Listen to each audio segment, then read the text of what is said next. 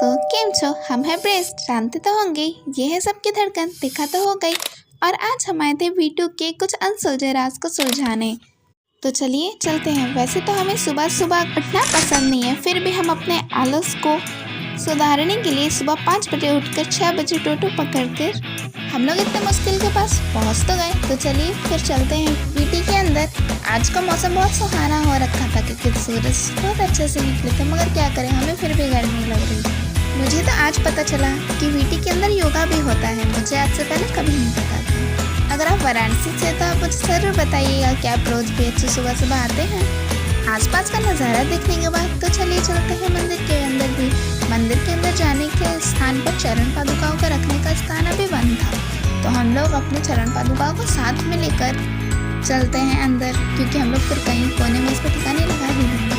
इस सूरज की रोशनी को तो देख के लग रहा था कि सूरज भी हमारी तरह मंदिर को देखने के लिए काफ़ी ज़्यादा एक्साइटेड है।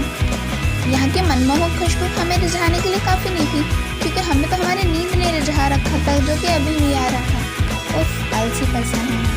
यहाँ पे हम अकेले घूम रहे थे क्योंकि हमारी बहन हमें छोड़ के ऊपर वाले मंजिले पे चल गई थी वहाँ से नज़ारे लेने। हम यहाँ पे खड़े होकर वीडियो बना ही रहे थे कि हमें एक बहुत प्यारी सी अजीब सी क्रिएचर दिखी, उसकी बहुत प्रीटी लग रही थी। अगर आपको इसका नाम पता है तो ज़रूर बताएं। उसे देखिए, वो मुझे वहाँ से हाई कर रही है, मे भी आपको दिख रही हो वो।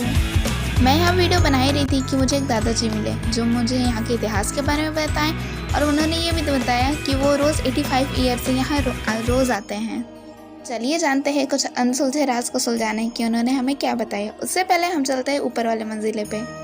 ये पूरा मंदिर मकराना के संगमरमर से बनाया गया है, और कभी आप इस मंदिर में आए होंगे तो देखे होंगे मंदिर के ऊपर पक्षी या फिर किसी और बर्ड्स के तस्वीर या फिर कोई पत्थर जैसे मूर्ति बने रहते हैं, तो वो मेटल के बने होते हैं। अब वो कौन से धातु के बने होते हैं उन्होंने ना मुझे बताया, ना भी मैंने पूछा, क्योंकि मेरे दिमाग में ये चीज़ उस टाइम पे आया ही नहीं। मगर मुझे पता चला कि ऐसा भी कुछ होता है, ये हमारे धर्म के अनुसार बहुत अच्छा माना जाता है। इस मंदिर की दीवार पर हमारे चारों वेद के बारे में लिखा गया है और बहुत सारे पौराणिक श्लोक लिखे गए हैं जो कि ध्यान, भक्ति और धर्म को दर्शाते हैं। इसी तरह से पंडित मदन मोहन मालवीय और अन्य राजाओं के बारे में भी लिखा गया है। राजाओं से याद आया कि आपको पता है इस मंदिर का निर्माण किस राजा ने करवाया था? अगर आपको नहीं पता तो हम आपको बताते हैं। इस मंदिर का निर्माण बिरला परिवार ने करवाया था, इसीलिए इसे बिरला मंदिर भी कहते हैं। और इसका आर्किटेक्चर सेम विश्वनाथ टेम्पल जो हमारा पुराना वाला है उसको ध्यान में रखते हुए बनाया गया है, ताकि वो उसी की तरह दिखे। और इस मंदिर की ऊंचाई 252 फीट ऊंची है, जो कि सबसे ऊंचे मंदिरों में से एक है। आपको पता है, अगर आप इस मंदिर के छत पर आएंगे, जिस ओर से सूरज उगते हैं वहाँ जाके सीधा खड़े होंगे तो वहाँ से आपको कॉमर्स का फैकल्टी साफ साफ दिखता है। मुझे अभी दिखा। ये मंदिर इतना शांत रहता है कि यहाँ लोग सिर्फ पूजा करने नहीं, मेडिटेशन करने भी आते हैं। मंदिर के पहले मंजिल पे एक शिव जी की मूर्ति भी है। पहला मंजिल ग्राउंड फ्लोर पे ही मत ढूंढते रह जाइएगा। और अगर आप दिन के समय यहाँ आते हैं ना, जिस टाइम पे जैसे हम लोग सुबह सुबह आए हैं, तो यहाँ पे कोई भी नहीं रहता। ये जगह इतनी शांत रहती है, ऊपर वाले मंजिले पे तो खासकर। यहाँ पे बैल्कनी भी है जिससे नज़ारा बहुत अच्छा दिखता है, यहाँ नहीं सामने वाला। इसके बाद बारी थी हमारे नीचे जाने की, मगर अभी नहीं, इससे पहले थोड़ा मस्ती तो बनता ही है ना। हम लोग करने लगे मस्ती क्योंकि यहाँ पे कोई नहीं था। उसके बाद हम लोग चले नीचे वाले फ्लोर पर। अभी आपको कोई नहीं दिख रहा होगा क्योंकि सब कोई आरती में है ना। जैसे विश्वनाथ मंदिर में 5 बार आरती होती है, वैसे यहाँ पे दिन में 5 बार आरती होती है। तो सुबह 9 बजे की आरती हो रही थी। अभी पहली बार जब हम आए थे तो यहाँ पे मैंने एक भैया को देखा था बांसुरी बजाते हुए प्रैक्टिस करने की। मतलब आप समझ रहे हैं मंदिर कितना शांत रहता है। यहाँ पे आप मतलब किसी भी चीज़ की प्रिपरेशन कर सकते एकदम शांति में। वो जा रही है मेरी बहन दौड़ते हुए आरती देखने। शिवलिंग के साथ साथ 3 मुख वाले शिवलिंग और यहाँ तक कि हनुमान जी की मूर्ति भी है। मूर्ति भी है, बस मैंने यहाँ वीडियो नहीं बनाई। ये देखिए इतना ज़्यादा भीड़, क्योंकि आज सोमवार है ना और सब कोई आरती में था। मंदिर को घूमने के बाद हम लोग थक चुके थे, इसलिए हम लोग चले गए ऊपर वाले मंजिलों पे थोड़ी देर आराम से बैठने, क्योंकि अब हमारे घर जाने का भी टाइम हो रहा था और सूरज चाचू सर पे विराजमान हो रहे थे।